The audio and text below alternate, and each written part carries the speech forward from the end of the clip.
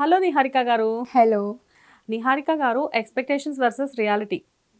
Maybe men or women ఎవరైనా అవ్వచ్చు. Boy or girl ఎవరైనా అవ్వచ్చు. జనరల్‌గా ఏంటంటే సపోజ్ మీ బర్త్‌డేకి నేను ఒక పెద్ద కేక్ ఆర్డర్ చేశాను. మిమ్మల్ని సర్ప్రైజ్ చేశాను మీకు తెలియకుండా. సో, నా బర్త్‌డే వచ్చింది. మీరు నాకేమీ ఆర్డర్ చేయలేదు. సో, ఆటోమేటిక్‌గా నేను డిసప్పాయింట్ అయ్యాను. అండ్ ఒక రోజున మిమ్మల్ని సడెన్‌గా చెప్పబెట్టకుండా మిమ్మల్ని ఎక్కడికో బయటకి తీసుకెళ్ళి మిమ్మల్ని థ్రిల్ చేశాను నేను.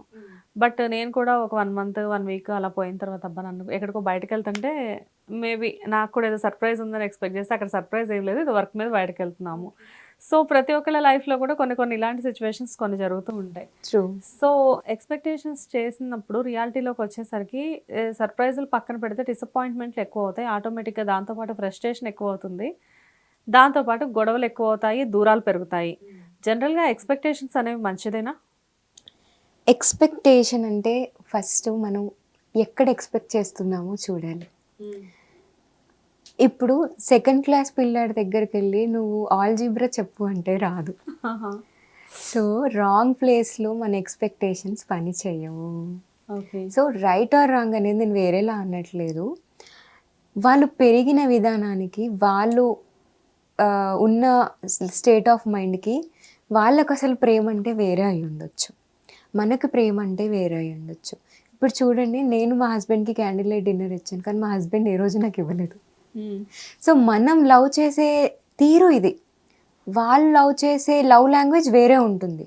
సో, మనం ఒక్కసారి వాళ్ళ లవ్ లాంగ్వేజ్ ఏంటి అని అర్థం చేసుకున్నామంటే చాలా వరకు రియాలిటీలోకి వచ్చేస్తాం అనమాట.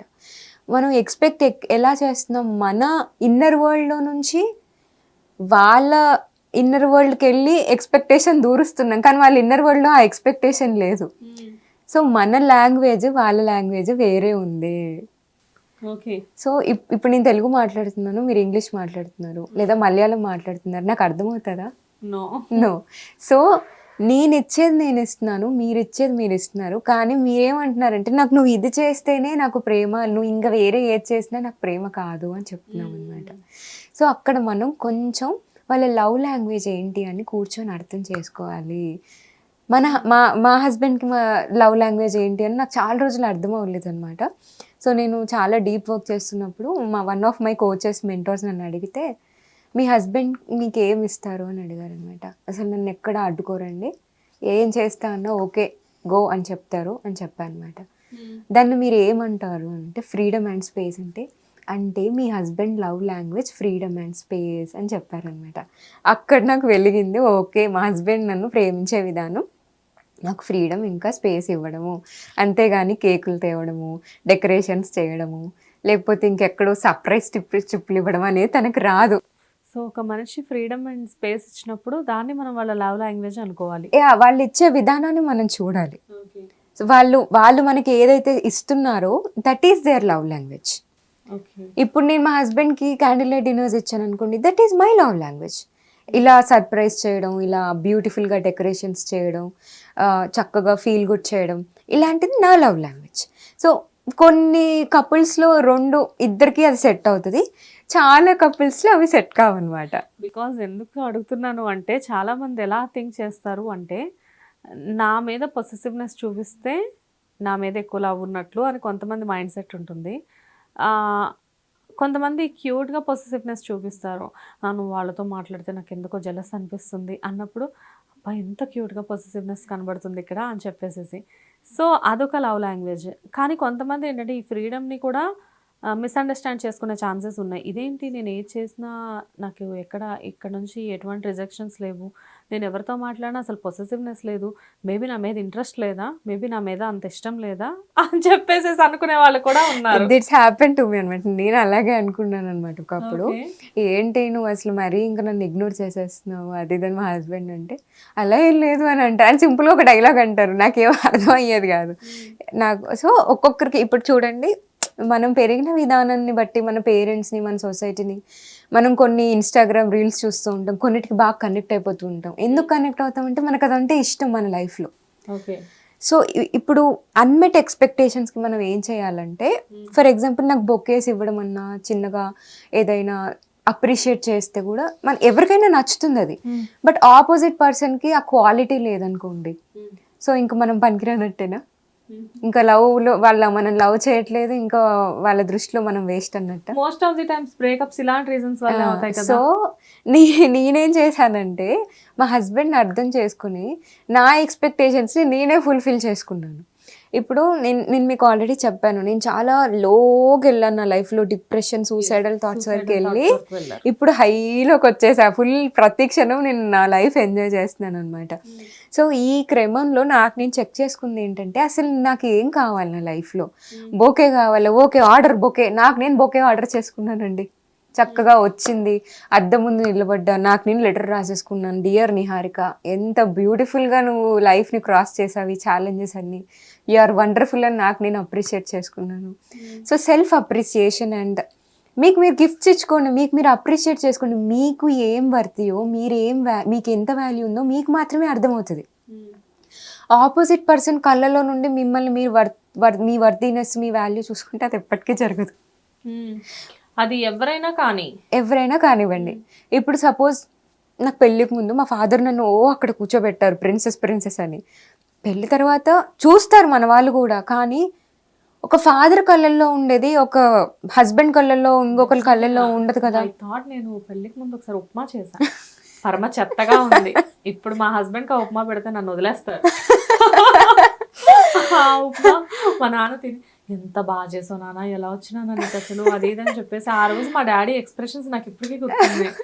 నాకు అనిపించింది ఇంత చండాలమైన ఉప్మా మా డాడీకి నచ్చింది, పాపం మా డాడీకి టేస్ట్ లేదు అనుకున్నా. కానీ కొద్ది రోజుల తర్వాత నాకు అర్థమైంది అది టేస్ట్ లేకపోవడం కాదు, డాడీకి నా మీద ఉన్న ప్రేమ.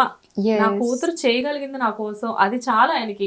అది నేను ఎప్పుడు ఆ ప్రేమ ఫీల్ అయ్యానంటే నేను ఒక మదర్ అయిన తర్వాత నాకు ఆ ప్రేమ తెలిసింది. మా డాటర్ నా కోసం ఏదేదో చేద్దామని చెప్పేసి పిచ్చి పిచ్చిగా 4-5 చాక్లెట్లు అన్ని కలిపి మిక్స్ చేసి నాకు ఇస్తుంది. అది తిన్నప్పుడు అబ్బా నా డాటర్ నా కోసం ఏదో ఒకటి చేసింది. ఆ ఎఫర్ట్ మనకి అదే. ఇప్పుడు మీ ఫాదర్ని వెళ్ళి మీ మామ్ అదే చేస్తే అప్రిషియేట్ చేస్తారా? అడిగి చెయ్యరు. మా మమ్మీ ఎంత బాగా చేస్తేనా అప్రిషియేట్ చేయడం. సో మన వాల్యూ ఏంటి అనేది మనకు మాత్రమే అర్థమవుతుంది.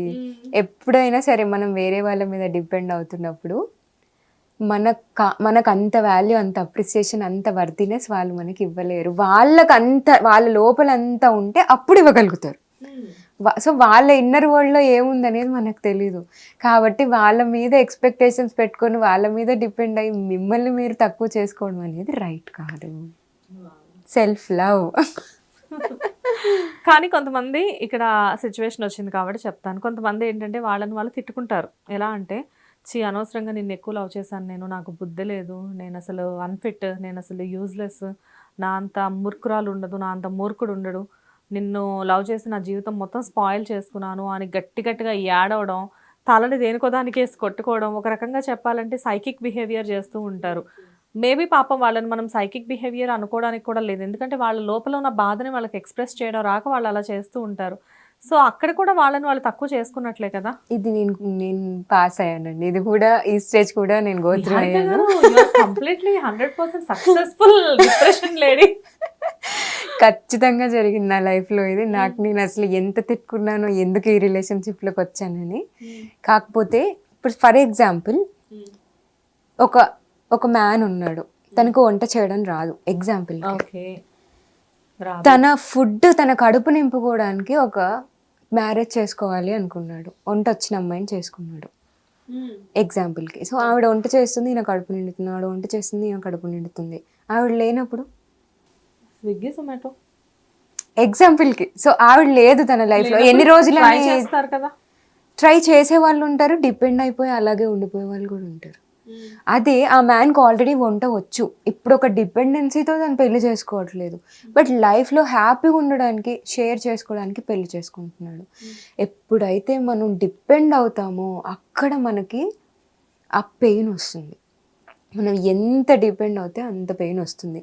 మనం ఎంత ఇండిపెండెంట్గా మనల్ని మన ఎమోషనల్ వెల్బీయింగ్, మన లైఫ్ని, మన ఫిజికల్గా, మెంటల్గా, ఎమోషనల్గా మనం ఎంత స్టేబుల్గా ఉంటే మన చుట్టూ ఉన్న వాళ్ళు కూడా మనకు అంతే స్టేబుల్గా కనపడుతూ ఉంటారు. ఇప్పుడు చూడండి, నేను ఇప్పటికీ మా హస్బెండ్ నాతో ఏం టైం స్పెండ్ చెయ్యరు, రిక్వెస్ట్ చేస్తూ ఉంటాను, బట్ హీఈస్ ట్రయింగ్ హార్డ్. చూడండి, హీఈస్ ట్రయింగ్ హార్డ్, చాలా చేంజ్ అవుతున్నారు. ఇట్ విల్ టేక్ టైం అండి, పేషెన్స్, చాలా పేషెన్స్ ఉండాలి. Time, patience, growth, it will take time. So మా హస్బెండ్ కూడా ఇప్పుడు టైం స్పెండ్ చేస్తామంటే వస్తారు, మళ్ళీ ఏదో కాల్ వస్తుంది వెళ్ళిపోతారు. ఒకప్పుడు బాగా కోపం వచ్చేది, ఇప్పుడు లేదు. ఎందుకంటే నేను తనని అర్థం చేసుకోవడం స్టార్ట్ చేశాను. ఇప్పుడు నేను మా హస్బెండ్ మీద డిపెండ్ అవ్వట్లేదు. I'm happy with my self. నా పని నేను చేసుకుంటున్నాను, నా బేబీతో నేను ఆడుకుంటున్నాను, నా కెరియర్ పని నేను చేసుకుంటున్నాను. ఎప్పుడైతే మనం ఒకటే థాట్ మీద ఫుల్ ఎనర్జీ పెట్టేసి నా లైఫ్లో ఇది జరగలేదు, నా లైఫ్లో ఇది జరగలేదు, నాకు కావాల్సింది వీళ్ళు ఇవ్వట్లేదు అని వేరొకరిని బ్లేమ్ చేస్తూ ఉంటామో, ఆ బ్లేమ్ చేస్తున్న రోజులు మనకి పెయిన్ ఉంటుంది. బ్లేమ్ చేయడం మానేసి మన లైఫ్కి రెస్పాన్సిబిలిటీ తీసుకొని ఎప్పుడైతే మన గ్రోత్ మనం స్టార్ట్ చేస్తామో అప్పుడు లైఫ్ స్టేబుల్ అవుతుంది. వావ్, బాగుంది. మీతో మాట్లాడుతుంటే నాకు నిజంగా జీవితంలో చాలా చేయొచ్చు అని చెప్పేసి అర్థమవుతుంది. చాలా చేయొచ్చు. మనం కేవలం మన ఎనర్జీస్ అంతా వేరే వాళ్ళ మీద పెట్టేసేస్తున్నాము. రియల్లీ థ్యాంక్ యూ నిహారిక గారు. Thank you. Hit TV app ని డౌన్లోడ్ చేసుకోండి. ఇందులో short news, live news, entertainment movies అన్ని అవైలబుల్ గా ఉన్నాయి. హిట్ టీవీ యాప్ని ఫ్రీగా డౌన్లోడ్ చేసుకోండి.